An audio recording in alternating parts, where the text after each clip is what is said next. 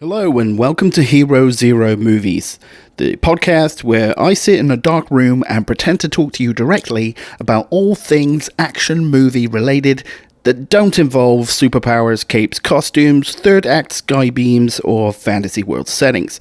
Not that I don't watch or like these things, I just don't want to talk about them. The entertainment news this week is completely dominated by D23, the Disney event.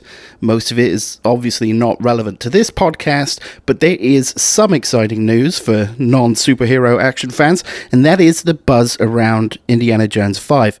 At D23, they showed some first-look footage of the upcoming movie that has not been released to the public yet, so you can't go and YouTube it. And apparently an emotional Harrison Ford confirmed to the crowd this would be his last time out, playing Indy, saying, "This is it, I will not fall down for you again." Although he probably mumbled that because he doesn't articulate his words properly. Spielberg is not back directing for this one. That falls to James Mangold, a director who has helmed a couple of really solid movies. Copland and Ford vs. Ferrari are my favourites of his. And the footage they showed apparently had Indy taking on several guys with guns with just his whip and a horseback chase in a tunnel. Given the reactions on Twitter, it seems like, at very least, this will be better than the ridiculous Crystal Skull and might even be a real highlight of next year. Indy 5 is set for release in June 2023. Next up, we have The Woman King. Early reviews for this movie that's out September 16th are pretty positive. This movie is inspired by an all-women warrior unit in pre-colonial Benin. That's a country in West Africa, which I assumed, but I did Google to make sure. The trailer looked great, but my big concern was that most of the movie would actually be talking, and all the action is already there in the trailer. Especially as people are already talking about Viola Davis's acting, this movie being in contention for Oscars, etc. Now, I don't give a flying fuck about the politics of this movie and all that junk. Simply doesn't matter to me. But my hope is that this crushes Wakanda forever in every way. Acting, combat choreography, stunts, etc. The Hollywood Reporter calls this Braveheart with black women, which sounds freaking great to me.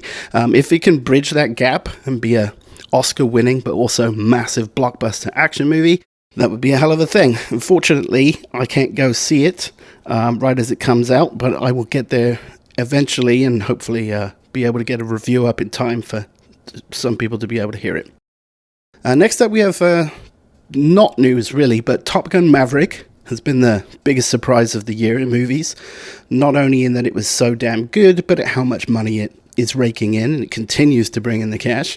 It's like $1.5 billion worldwide from theaters, and every indication that VOD and Blu-ray sales are going to be pretty nuts. It's Tom Cruise's and Paramount Pictures' biggest movie of all time, so there has inevitably been chatter about a Top Gun 3.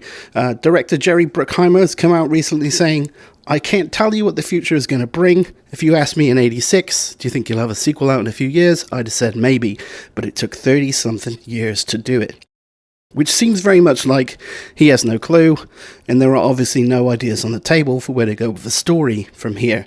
I think it would be really difficult to get a good story out of it, in the continuing sort of lack of relevance of modern fighter pilot skills to modern combat, but what do I know?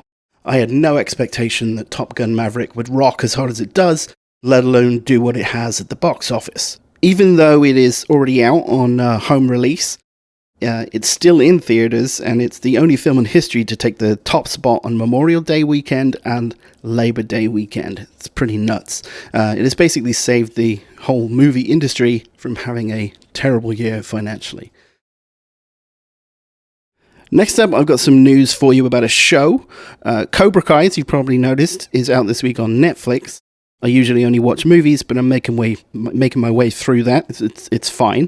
But the Cobra Kai creators, John Hurwitz and Hayden Schlossberg, are out shilling their next Netflix show. It's called Obliterated, and they describe it as Die Hard meets The Hangover meets 24, which sounds like a good mix to me, and that's why it's making its way into this news segment here. Obliterated tells the story of an elite special forces team who thwarts a deadly threat to Las Vegas.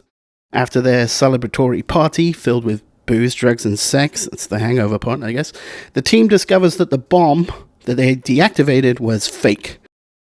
The now intoxicated team has to fight through their drunkenness, overcome personal issues, and find the real bomb. Save the girl, save the world, all that good stuff. This is checking a lot of boxes for me. Could be good.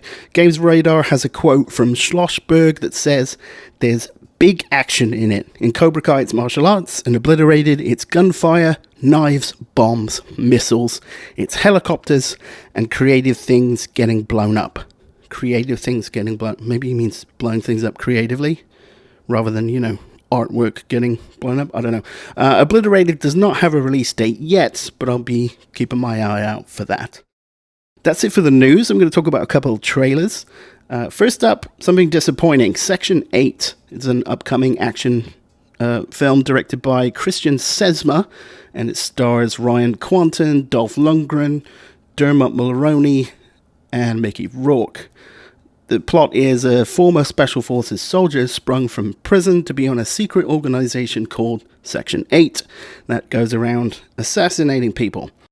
This doesn't sound very good so far. Pretty disappointed. The trailer spends most of its time just telling the story of this, which we don't need told because it's the plot of 1,000 movies. And clearly the main character, Jake, is going to turn against the Section 8 organization. So the plot's formulaic, but what's really disappointing to me in the trailer is the action. There's a brief glimpse of a fight scene where a bad guy is just standing still, taking punch after punch without doing anything to defend himself. And near the end of the trailer, Jake, the main character, is running whilst holding a pistol with two hands and firing blindly, it looks like. This is apparently a Special Forces trained soldier. Yeah, okay. In other trailer news, we got All Quiet on the Western Front. It's Netflix's remake. It's the first German language adaptation of the World War I classic. The trailer's pretty good, and it's certainly going to provide some solid war movie visuals, but it looks to me like it's going to be a downbeat, depressing, serious war movie, which is fine, but I don't know about you, but I need to be in a particular mood to stomach that sort of thing, especially being a infantry combat vet myself. So it looks good, but maybe it's going to be boring, maybe it's going to be super depressing. Well, probably it's going to be super depressing. So my favorite trailer of the week is for another upcoming Netflix movie, Lou. This stars Alison Janney, as a grumpy old woman with a mysterious past who lives alone in the woods and who springs into ass-kicking mode when her neighbor's daughter gets kidnapped. If the movie is as tense and violent as the trailer makes it seem like it's going to be, this could be really sick. The premise sounds pretty thin, as I've described it here, but the trailer is really good. And Alison Janney honestly looks more believable as a badass than Liam Neeson in anything he's done in the last 10 years. So this is out in a couple of weeks on Netflix, and I'll look forward to watching that. That's it for news and trailers this week.